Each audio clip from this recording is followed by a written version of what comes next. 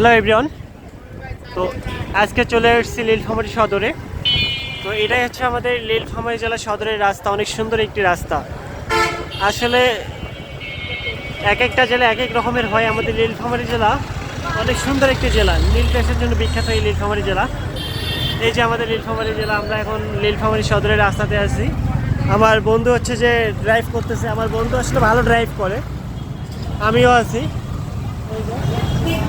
Police আছে হাতে টাইনে নেই আসলে হাতে। এই যে পুলিশ মামারা সাইডে আসছে, জানি কিনা আসলে গাড়িটা ধরবে কিনা। পুলিশ মামা কি গাড়ি ধরবে? তুমি তো হেলমেট দাও নাই ভাই।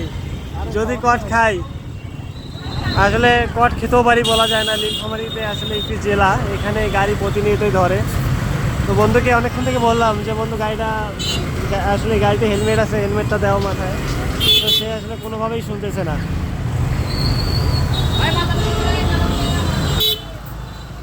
আসতে মামা, আসতে মামা।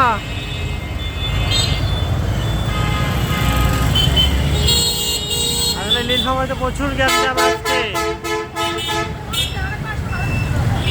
জানো মামা,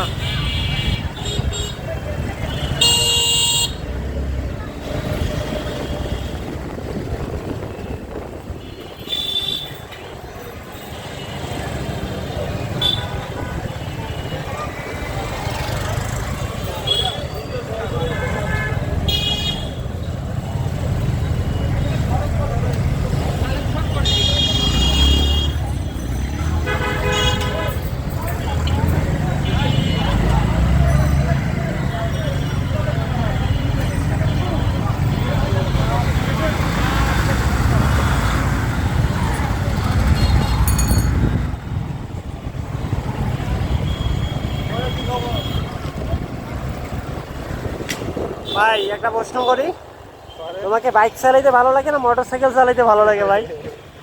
দুটাই দুটাই দুইটাই ভালো লাগে না? ও ভালো।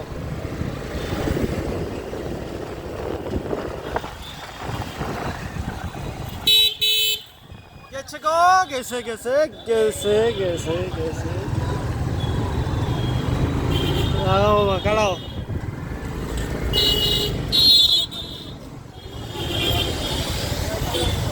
আসলে আমার বন্ধু অনেক ভালো ড্রাইভ করে, সে দীর্ঘদিন থেকে হচ্ছে বাইকে দক্ষ একজন চালক। এই যে পুলিশ মামা আবারও। নীলফামারীতে আসলে পুলিশ মামার অভাব নেই। কয়েকবার খাইছিলাম কট, কিন্তু এখন আর খাই না কট। এখন আমরা কট দিয়ে যাই, ঠিক আছে? আগের মতো আর ভাঙড়ি গাড়ি নিয়ে আসি না, আমরা বড় গাড়ি নিয়ে আসি। তাই আমরা এখন উল্টা পাশে কট দেই, কি ঠিক না? হ্যাঁ, আমরা আসলে কট দেই।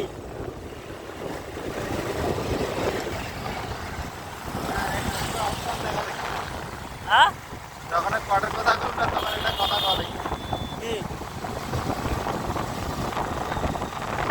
যারা পরে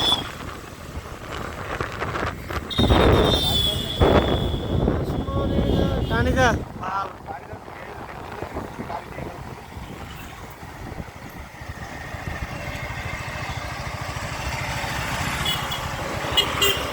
গাড়ি রাখতেছে নাকি?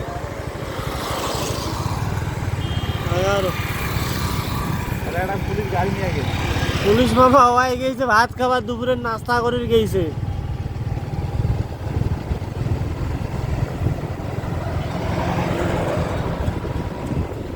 ধীরে চলো নদী সঙ্গে নিয়ে চলো।